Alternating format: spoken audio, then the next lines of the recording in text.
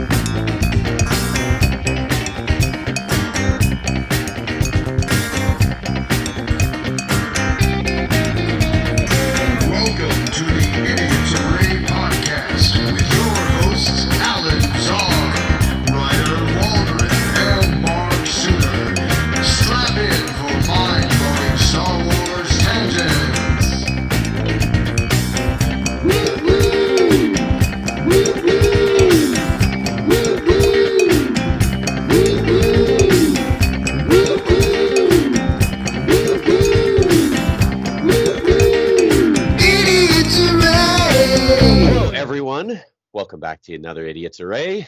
I'm Alan Zog the Jedi. Alongside, I have Mark Suter, Ryder Waldron. I'm going from left to right today because we're on video. We're watching each other. So left to right, Mark first, then Ryder. Sorry, guys. I have to do it in that order. Well, finally alphabetical. It's about time. About time. Usually we just talking over Mark anyway, so whatever.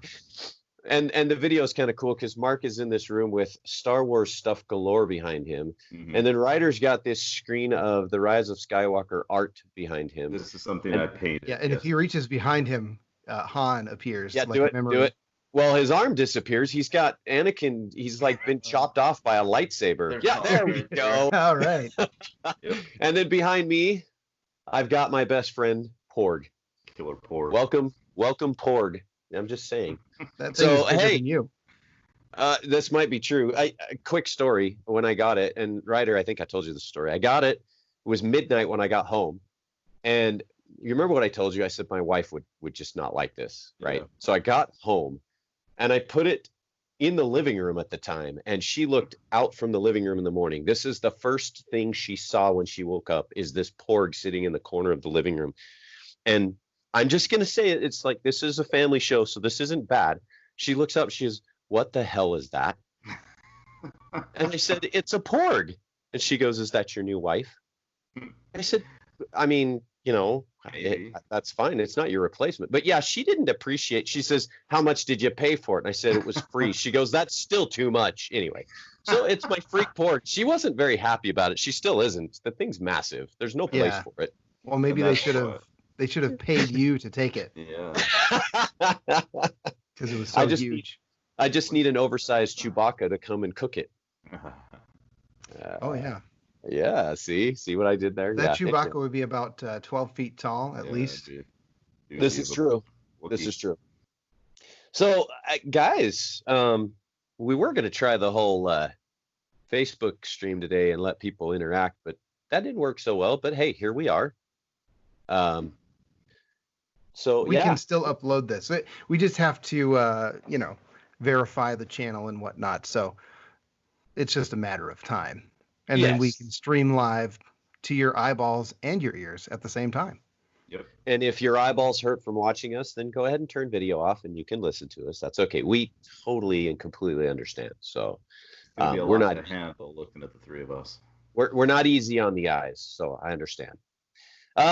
So, I mean, we've got a topic to talk about today, but is there anything we want to touch on before we get to this topic? Any sort of, I mean, we don't normally touch on news. I did see something, sadly, that you guys mentioned it in text that came out yesterday, but I don't even think I want to talk about it on this family-friendly show. So but we can talk about sad news for Star Wars films. Yes. Everything has been pushed back a year. Also, Avatar fans, everything's getting pushed back a year. So I will be 40 when the next Star Wars film hits theaters. How many? Well, let's see. It's going to be December of 2023. Yeah. Oh. And then 25 and 27, I think. Yeah. And then the Avatar films are going to be every other year between. You gonna really go age because you'll be Alan will be like and 60. I will be 49 because I'll be 50 in 24. So yeah, I'm approaching that milestone. Sadly, Yeah, and I think we should just hit your upload this prime. video to YouTube because then people can watch my battle with a gnat because it's going down.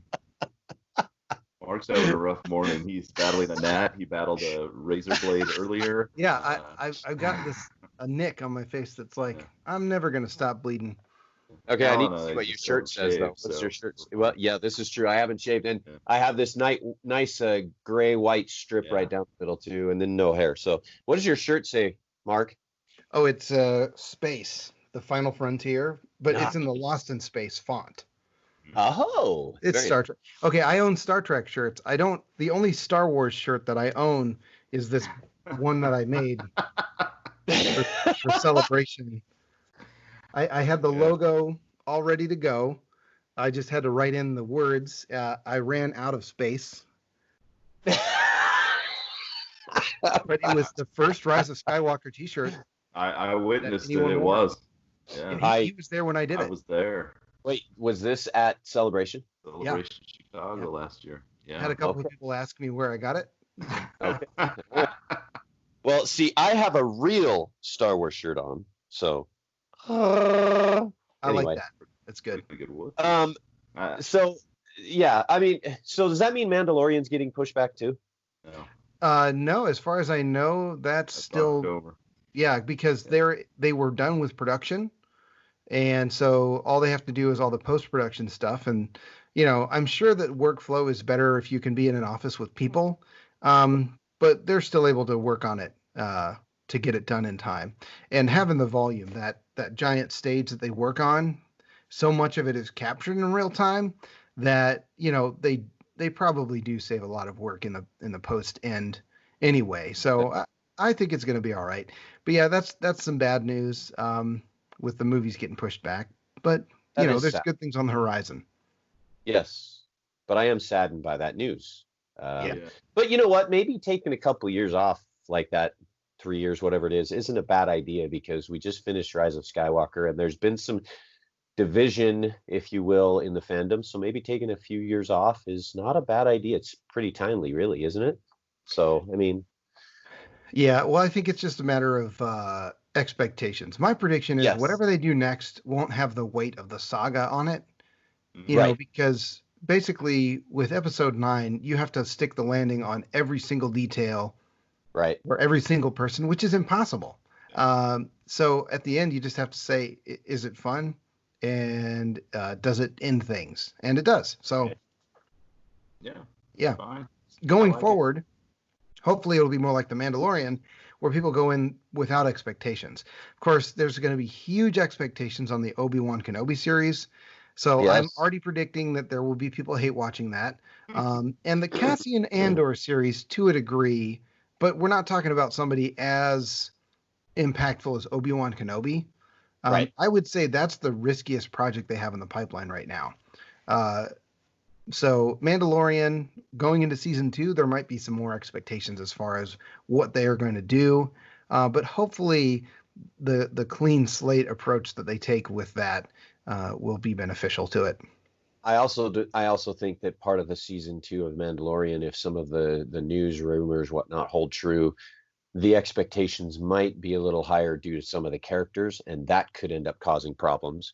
But it just depends on how they use those characters. That's where that could become an issue. Otherwise, Mandalorian has been beyond expectations, if there were any to begin with. It's been good. So well, and I think about it this way. I've been listening to this podcast called Like the Fuse that they just talk about Mission Impossible, and they've had several of the creative, like they've had the director from the most recent 2, and they've had like editors and visual effects guys. And the thing is, Mission Impossible kind of quietly became my favorite movie franchise, maybe behind Star Wars, maybe not, depending on the day. And the thing is, I think that they hit such a low point with 2 that there is nowhere you can go but up, but they still have upped the game. And the thing is, though, those don't have the same weight of expectation on them. You expect that there's going to be cool stunts. You expect that there's going to be some good dialogue, and there always ends up being that. But beyond that, like, people don't really have any expectations for where the story should go. And I Right. think that if Star Wars fans kind of took that approach with Star Wars, we'd be way better off. Like, Absolutely. just imagine if you could get it in your mind that, like, I'm not making this, therefore it's going to be different than what I would think it would be, and I can maybe just enjoy it then. That was my approach with The Rise of Skywalker, and honestly, I loved it just because it was fun, and I didn't go in saying I need this to happen for me to be happy. Right. Well, and we talked about that with The Last Jedi, that we had some expectations and that it didn't turn out quite how we wanted, and we had a hard time with it at first, and now we all three, I think, would admit we love it. And I changed things with The Rise of Skywalker, and it's just awesome. And I see people saying how much they hate it and have such a hard time with it, and I guess I don't understand, because I didn't have a lot of expectations going in. Right. I expected it to be great, and I really enjoyed it. And I would echo what you said about Mission Impossible, Mark, because I've watched the last two, probably in the last few months since we've been, quarantined and everything like that. And they're awesome movies. And I went in just thinking this can be some cool adventure spy movie, and that's exactly what they were. And, if you don't go in caring too much about them or having crazy expectations, then movies can usually turn out pretty dang good.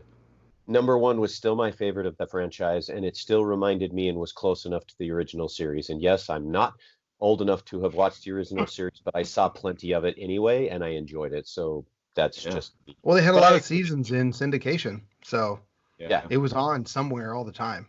But I agree. I agree with the example of Mission Impossible. I do, because But they're really again, if somebody watched the series, my dad, for instance, hated the first one because Jim Phelps ended up being the bad guy. Being the bad guy. That's what. That a was lot the of only people one had I a didn't hard like time. about that. Yeah. But I still liked that first one because I still thought it fit the mold of the series better than any Exactly. Yeah. Yeah. So the thing is, if you have too much expectation about what should happen, you're never going to enjoy anything. Like if you expect that your team is going to win every single game, well, that's not going to happen. Whoa! Wait, what? You The went Jazz are- you went sports there, really? I'm being very general. I don't, whatever sport of you're choosing, like one of Are the you two teams is going to lose every Are time. you telling Alan and I that the Jazz are not going to win every game the rest of this season? Well, if they don't have any games, then Well, they have games. They have Yeah, games. The no, season, I know got that games there's coming season up. picks up next Thursday, so yeah. Yeah. I don't know how to mute So- baseball. Don't worry, Because- baseball will mute itself. I have Just I kidding. have people that I follow on Twitter that are baseball fans that don't use the word baseball. They just will post clips. So I can't mute that. Like unless they get like an AI program that can mute sports. I have a complicated history with sports. Yes, we know. We've gone down that road before. And one last statement I'm going to make, controversial or not, Adam Clayton and Larry Mullen Jr. still are the best when it comes to the Mission Impossible theme. Hands I would down, agree. nobody's done it better since. They So, set the anyway. template for the, four time Mission Impossible.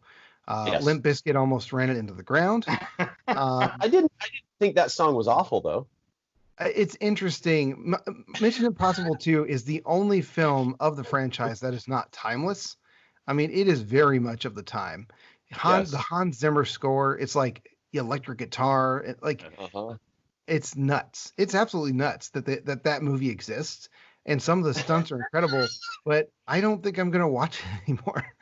Yeah, I remember seeing 2 and thinking, and by the way, this has now turned into a Mission Impossible podcast, but I remember seeing 2 and thinking that wasn't very good. And then my wife and I went in, we watched 3, and I went in very skeptical and thinking, oh, that was really good. Okay. Yeah, I didn't see. I specifically skipped that one in the theaters. Yeah. And we then did too.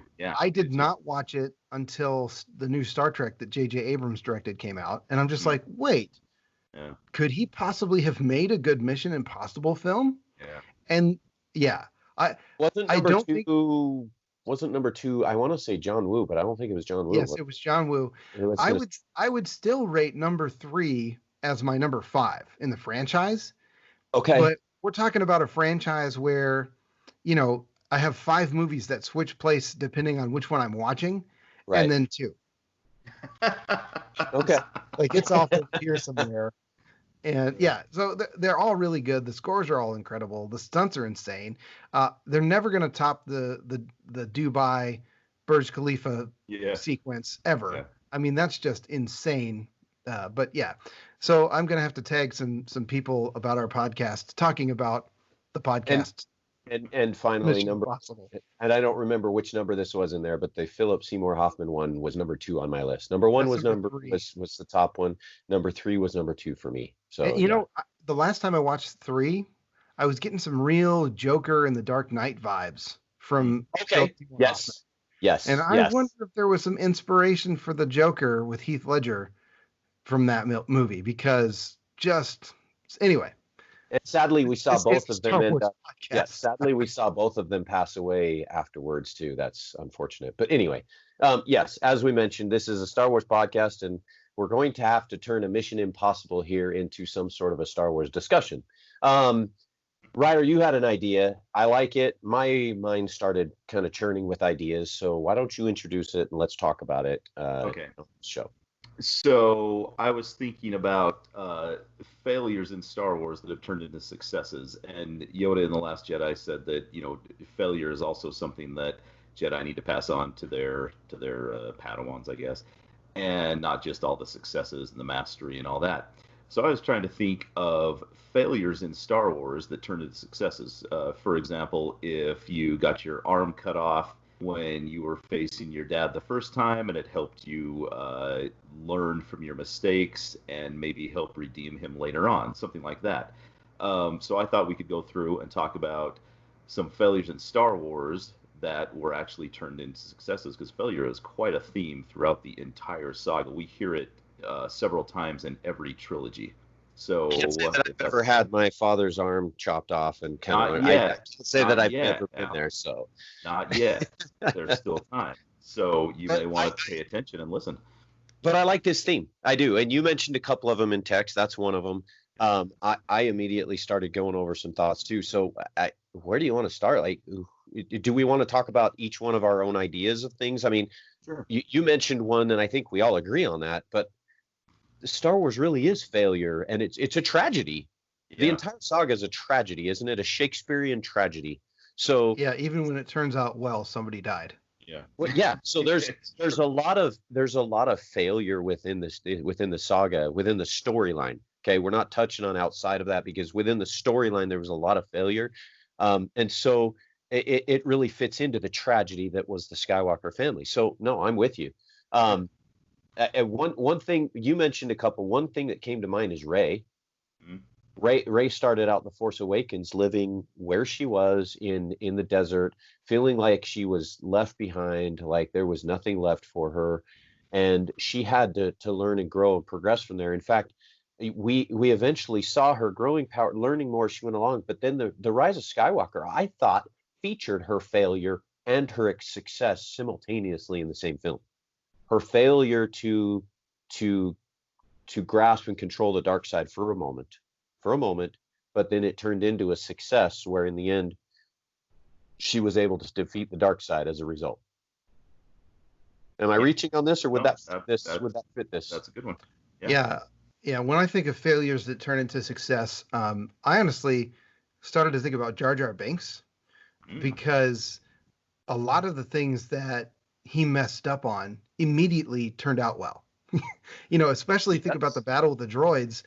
His bumbling led to some surprising tactical moments, like when he gets the droid stuck on his foot, and, it's silly.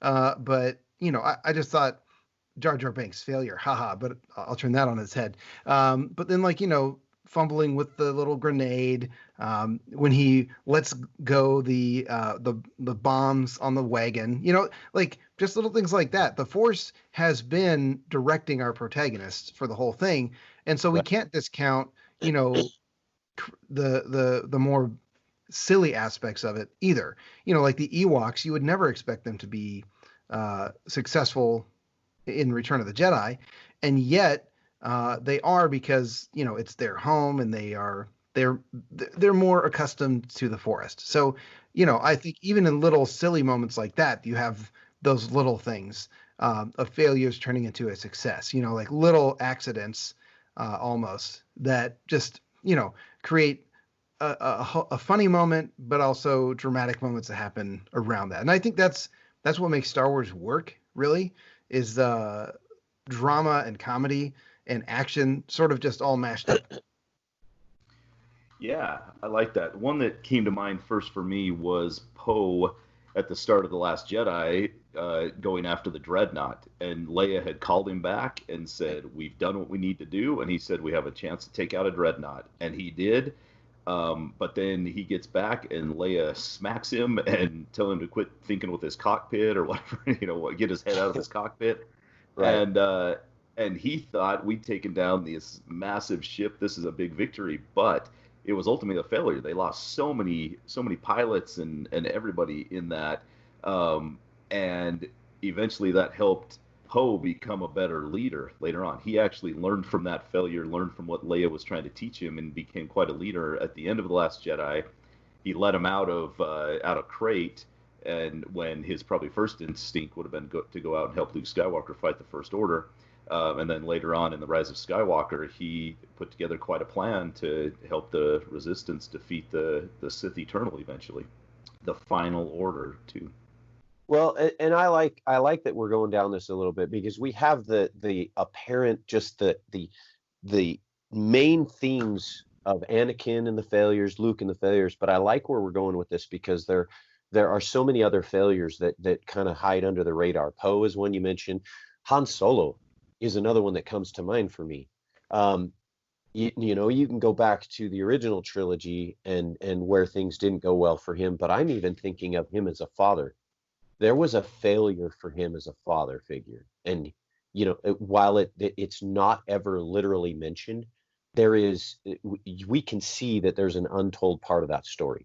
There was a failure there where he wasn't there as a father when he probably should have been for his son.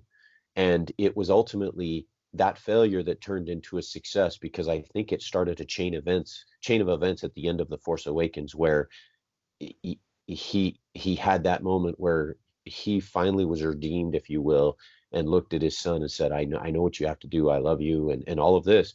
And that ended up being a large part of what Kylo Ren ultimately took as a turning point in The Rise of Skywalker. Not just his mother, but ultimately, and so many people talk about the Force ghost we may have wanted, but it ultimately took the failure of his two parents to finally turn him around, right? It took a collective. That's the one thing nobody's talked about, right? Everybody talks about Leia and her that moment where she gets Kylo Ren's attention, and then we talk about Han Solo and the flashback he had. Nobody talks about how it took both parents to turn him, right?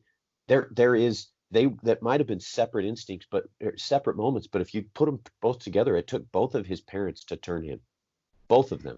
Yeah, in that moment. And I like that, because if Han hadn't stepped up and gone out on that bridge to confront Kylo, I mean, Han wouldn't have been stabbed by him, and then it's kind of Kylo doubling down on his dark side choices or whatever. Right. But then in the Rise of Skywalker, when Kylo first meets with Snoke, he says that you killed Han Solo, or Kylo tells Snoke that I killed Han Solo, and he said, yeah, but the deed split you in two. So Han going out on that bridge, he did die, but it started some reaction in Kylo that led him back, and then his mom pushing him later on when he's facing off against Rey, and then his dad finally coming back and completing that, it feels like. And if that whole bridge scene hadn't happened, the scene on Kef Bir would not have happened, with Han really pulling Kylo back, or Ben Solo back to the light. So yeah, that's a good one. Yeah, and just from a behind-the-scenes perspective, if they hadn't gone that route with how Han ended that interaction, then they wouldn't have had a way out of the conundrum they were in with Carrie Fisher passing. Oh yeah, absolutely. So because of that final hand on the face, I think that's what seals it in as a moment that you can pull from. And I will always be sad that Carrie Fisher couldn't finish that out herself. But the way that they did that and had a callback to The Force Awakens, I just thought it was perfect. And there were callbacks to Empire Strikes Back as well, with the, I know, Like Yeah. I loved it. That There was were great. callbacks. That was great. There were callbacks to Return of the Jedi. I was just thinking about this as we're talking about it. We're talking about failure versus success. Go back to Luke. What caused Luke to recognize that path down the dark side wasn't the right way in Return of the Jedi? What was the one moment that got him to stop? Well, You when remember? he looks at his hand.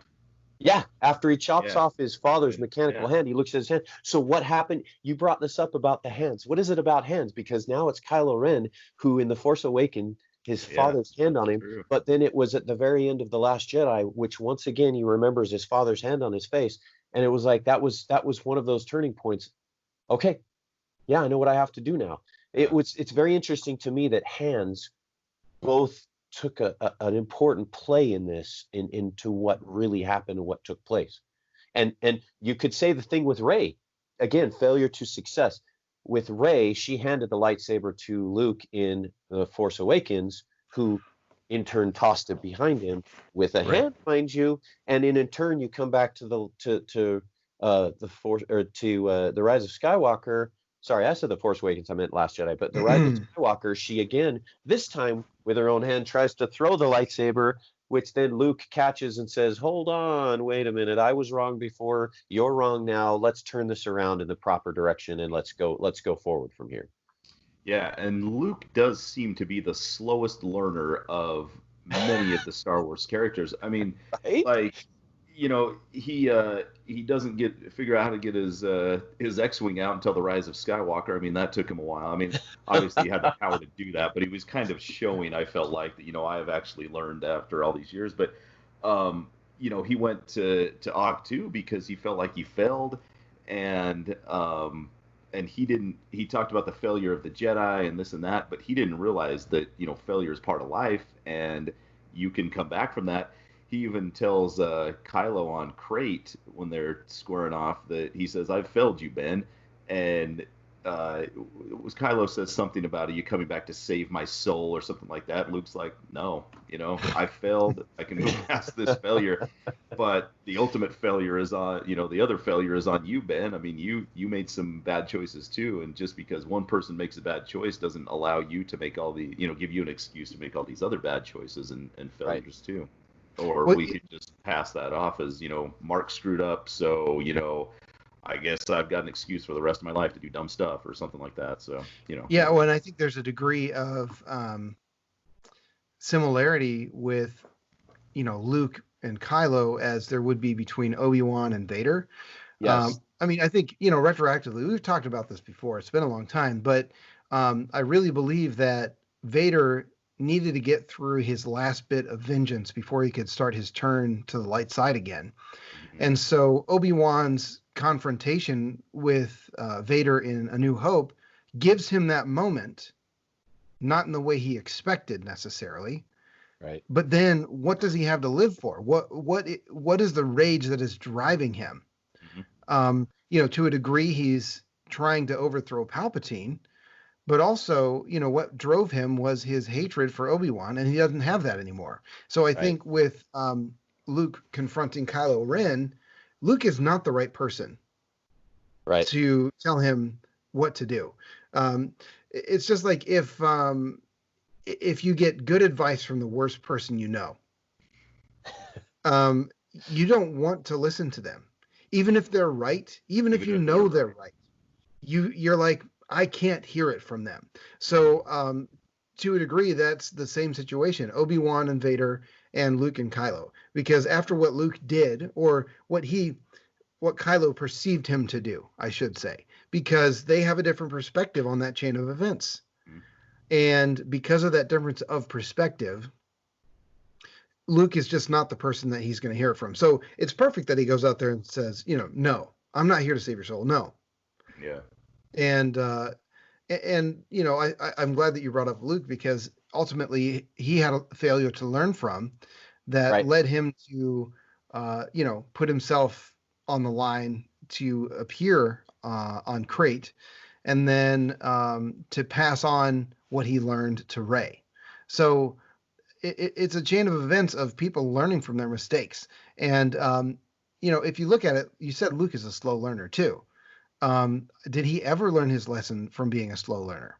And I would argue not. I mean, he one of the very first things that he wants to do is, he decides, I'm not going to train with you, Obi-Wan. I need to go back home. It's like, wait, you want to leave. Someone is offering you the chance to leave, and you need the thing that's keeping you there against your will to be destroyed before you're like, well, I guess I'll go. Yeah. Right. Even earlier today, he's begging to get off the planet. He wants to leave Tatooine so bad, and he's given this opportunity by Obi-Wan. Like, yeah, I'll pass. Like, why wouldn't you go to the Jedi? Come on. And then I go back to Empire Strikes Back. One theme that carried over from Empire Strikes Back to The Last Jedi, and this fits right into failure.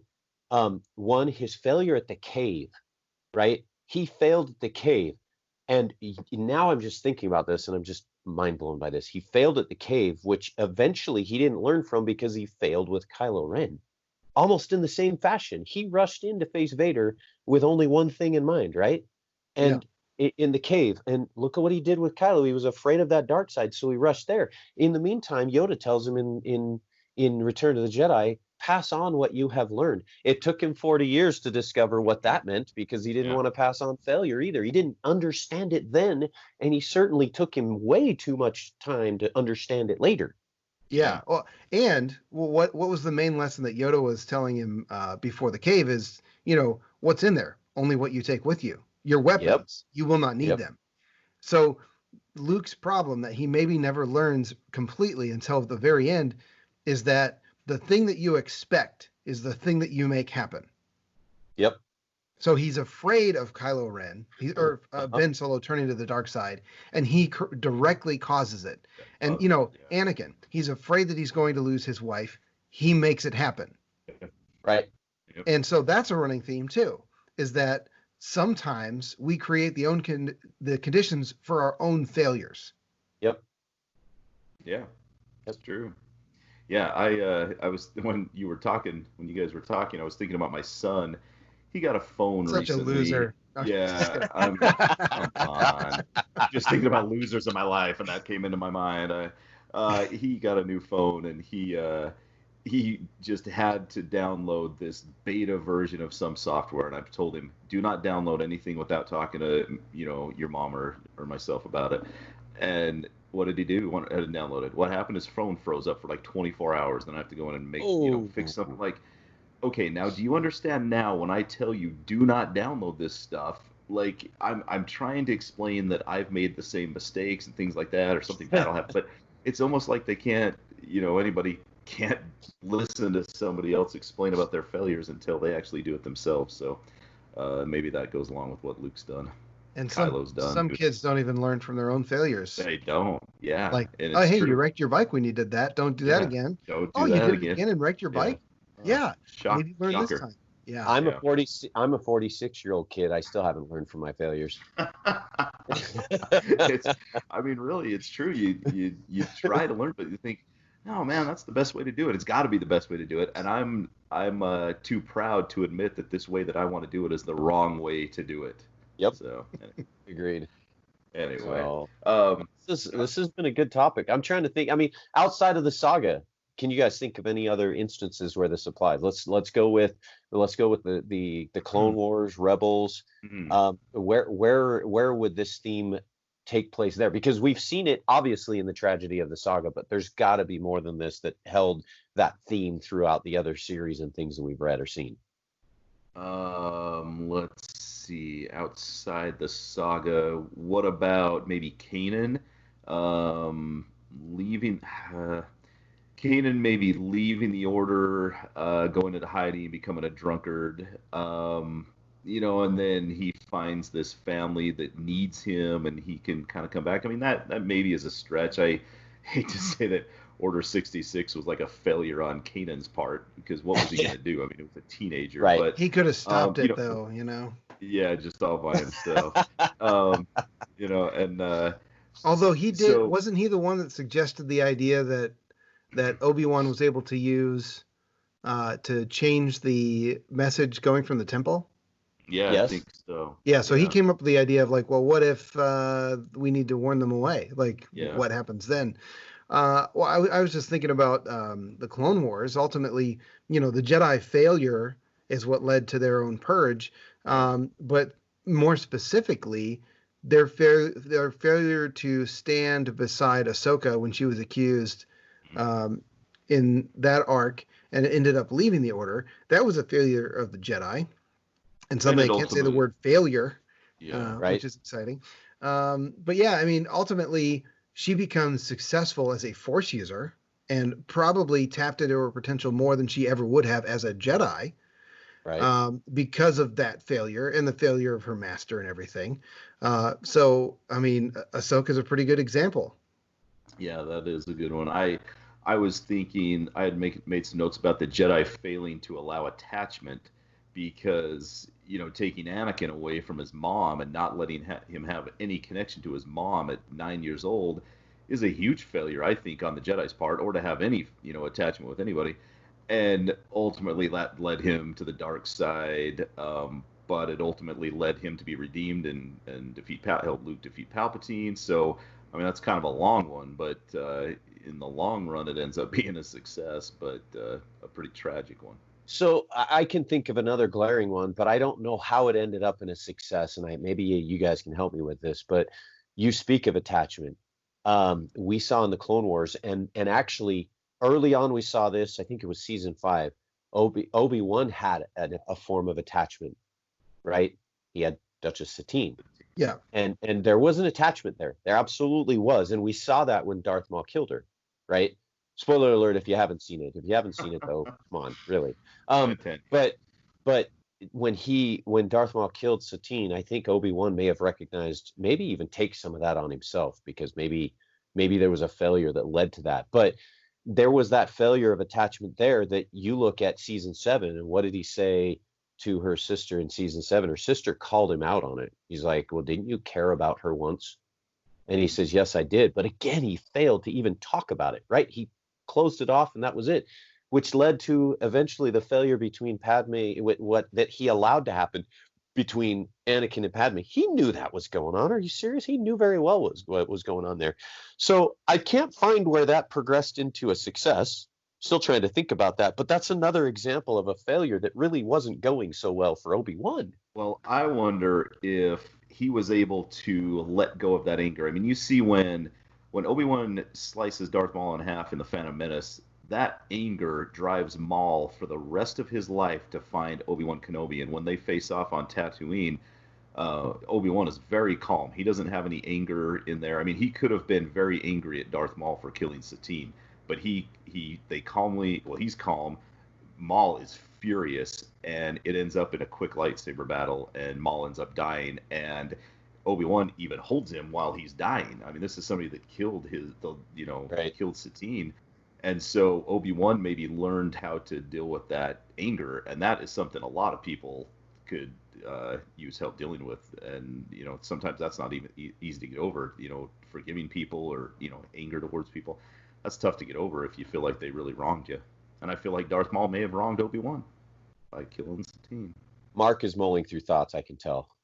Oh, yeah. Yeah, I'm thinking actually just about how Rogue One and Solo both just are really great examples of failures that ultimately led to successes.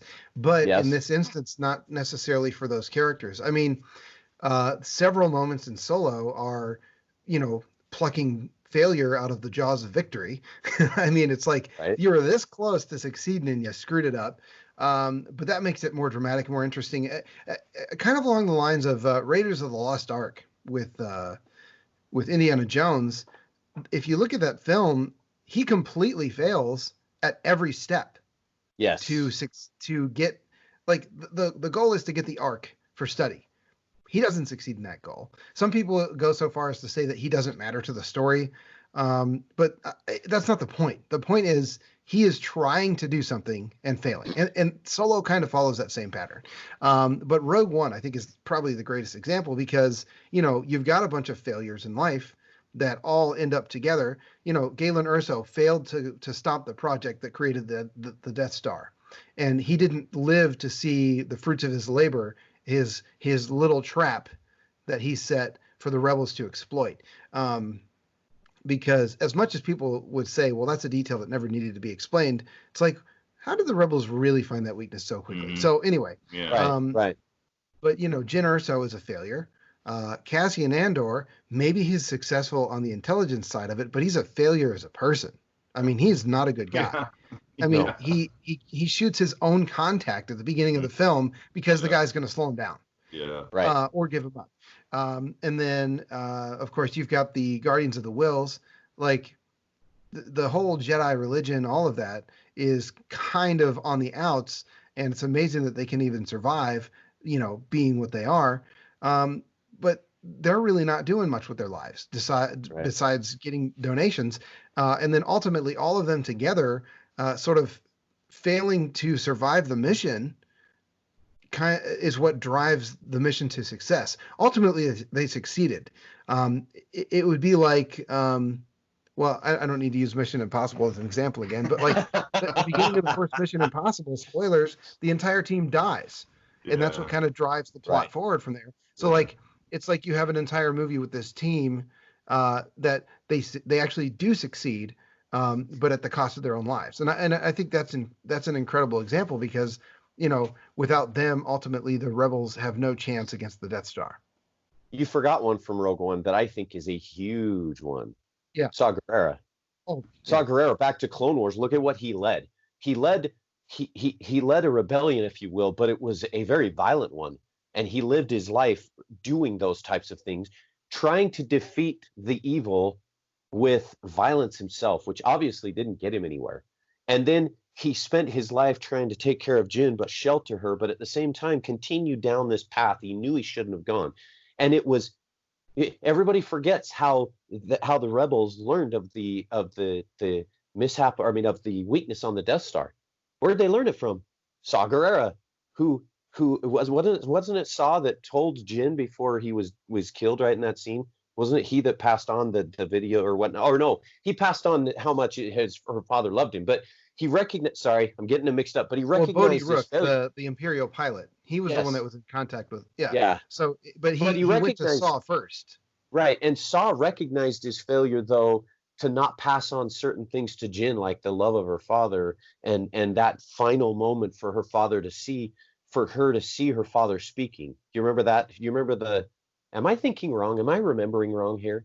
Wasn't there a moment where he was like he had kept things from her, and he finally, right there before he blew up, he was finally letting her see? Do you remember what I'm talking about? Yeah, and he. Come on, guys! Don't give me this inquisitive look here. Come on. he did say, "Oh my gosh." Okay, no, don't you remember? Because it was right after Saw Gerrera, right after that moment, she gets on the ship and she says, "I know the secret." And they're all looking at her like, "No, you don't." Yes, I do. Do you guys not remember that? Am I thinking wrong? Come on. Yeah, because that propels them to the mission to find Galen Erso and then to find the Death Star plans. Yeah, I mean, there's a whole lot of failure going on, though. Yeah, but plenty of failure to go around. You're a failure. You're a failure. Okay, everybody's going to come at me later. Alan, you're both remembering wrong how you do this. And if all of you who are not watching could see the look on both of these guys' faces, they're just like, Alan, you're going down a path we can't follow. I am sorry. It's been a while since I watched Rogue One. It has been a while. So I need to watch it again. Go back and watch it. Yeah, go back and watch it again. But I'm going to go back to Obi-Wan for a moment because as we were talking, I realized it. His failure to recognize, from the Satine to then Anakin and Padme led him to do what finally? To take the twins and say, I can turn this into a success. To recognize he failed with Padme and Anakin, but the failure was not going to be lost because he could help to catapult the galaxy into light again by saving the twins and working with them and separating them with Obi-Wan. So there's my success out of failure. I'm sticking to it. I'm on that molehill and I'm sticking to it. I think ultimately the reason that we can come up with so many examples is characters who can fail are more relatable just across the board. Because if you have a perfect character, you can't relate. Mm-hmm. And I think that's why Star Wars is so relatable, because you see the characters mess up constantly in small and huge ways. I mean, just think of how many times you get the look on Han's face of like, complete shock that he has made a mistake. Yeah. You know, when he Not my probably fault. the It's best not my example is it's not my fault. But probably the best example is when he chases the stormtroopers down the hallway, Yeah. and then he comes into like a bunch of stormtroopers. He's like, oh no, you know, and he runs the other way. You know, Han, you know, ultimately he's our favorite screw up because you know, ultimately he's cool, but at the same time there's that almost silent movie comedy air about him as a character. He has the ability to look cool, but then all of a sudden you look like a moron, and he sells it. And I think that's why Han is so such an enduring character. But yeah, I mean, you could basically talk about any character besides Leia. I mean, she never really made a huge mistake. Oh, I disagree. I disagree. Yeah. I go. There's a book that will share, I think, the biggest mistake she made. And it was a big failure that ended up in a catastrophic way that she had to correct. Bloodline. Oh yeah, Bloodline. She kept something from her son for far too long. And unfortunately, he found out about it in a way from somebody else, from somewhere else. Because because the truth about her father finally was revealed to the rest of the galaxy. Where was he? Definitely not with her and with Luke, and found out about that. And I'm sure that didn't help his path to the dark side, because I'm sure at that time, who knows what was going on with he and Luke. But I have to believe that there was a wedge that now put in between he and his uncle and he and his mom. So there was a failure, and that might have been the biggest failure that Leia had in her life. And unfortunately, it's a failure that you know, you're hard pressed to find a failure with her, but I call it a failure because it really was. Well, actually, that's a good point. The principle, the saying, you know, what they don't know won't hurt them. It's like, oftentimes those are the most hurtful things. Yeah. Right. Like if you try to keep something from your kids for too long, or even your wife, you know, just like a mistake that you made. So, you know, I think we've all learned that if you mess up, you got to fess up, because it can come back to bite you pretty hard. The sooner the better. Yeah, the sooner the better. Yeah. So true. True. And your kids need to know that you can fail and ask for forgiveness as well. Right. Yes, I've noticed that too. You know, sometimes kids get, you know, if they get scared that if they come and admit they messed up on something or did something wrong, it's like, oh, dad's going to come down hard. So sometimes if you're a little more understanding or take it a little more calmly, they're more willing to come admit their wrongs and not keep that kind of hold up inside them forever and let it fester. True. Can you think about this? Sorry, Ryder. I mean, do this, but can you think about this now? Take the weight of that instance in Bloodline, and now revisit the moment between her and Han, sorry, on in The Force Awakens, when they see each other for the first time in a while. but take that failure in Bloodline now, and then put that moment between her and Han. Yeah, there's a lot of weight there. At Maz's castle, and where she now recognizes we were both wrong. We both let this, you know, we both let, and even that entire, when they get back to see, I'm forgetting the places again. When they get back to Dakar, to their base, and they're still talking about that failure that they both had. She obviously is recognizing that same failure. She's not putting it all on Han. So there is that recognition of the failure. So now you, like I said, Bloodline now puts a great deal more weight on that situation in The Force Awakens, doesn't it? Yeah, and I feel terrible that I forgot, because that's one of my 5 favorite Star Wars books. So you failed. It's right back here. You failed, but it was a success because Alan picked up the pieces. That's right. Yeah, we learned and moved on. And what better lesson is there to end on a podcast? That's right. Well, Ryder had something else he wanted to throw. Well, I was just going to say quickly, what about the rebel at the end of Rogue One when Vader's chasing him down the hall and he fails to open that door, but he does succeed by slowing Vader down by taking that lightsaber through his back. Yeah. You know, very successful fellow right there. What about all the admirals? You're going to fail in the most fail epic in a way big ever. way. Yep. Yeah. What about all the admirals and captains that failed, that ended up Admiral Ozzel. Captain Their Captain stories Nita. ended immediately. Yeah. They didn't have time to redeem themselves after Yeah, that. the Imperials don't have the luxury of learning from their mistakes. That's right. There was a positive about those deaths because it led to the appointment of Admiral Piet. oh my gosh. Piet. It was successful for him, sure, yeah. But I mean, he may have died in the Death Star, but it still led to his anyway. I know I'm reaching. Okay, I'm reaching. Wrap it up. All right. Well, okay, it is time to wrap it up. We want to hear from you though, because I want to know. I mean, there's got to be more failures than we saw, and maybe there's more in the books too. Maybe some of you have read the books, and maybe you've seen more that we've missed. So we want to hear about it. We want to hear your thoughts on this. You can email us. In fact, we encourage email. Ian's been a regular emailer, and I love it. And I want more. I want other people to email us. And I'd like to hear more from everybody feedback-wise on this. Ryder, we always tell everybody. Why don't you go ahead and tell everybody again? So if you want to email, at idiotsarraypodcast@gmail.com. If you want to get us on Twitter, we are at idiotsarraypod. You can also follow our network at Pitiful Band. We are the part of the Pitiful Little Band network. And you can follow me on Twitter at Ryder Waldron DDS. Mark? I'm at Mark E. Suter on Twitter. And I'm also on the Tarkin's Top Shelf podcast, which is part of that Pitiful Little Band. We are going to be doing some reviews of books coming up this next month. We've got a couple of interviews we're lining up that are pretty exciting for the literary side of things.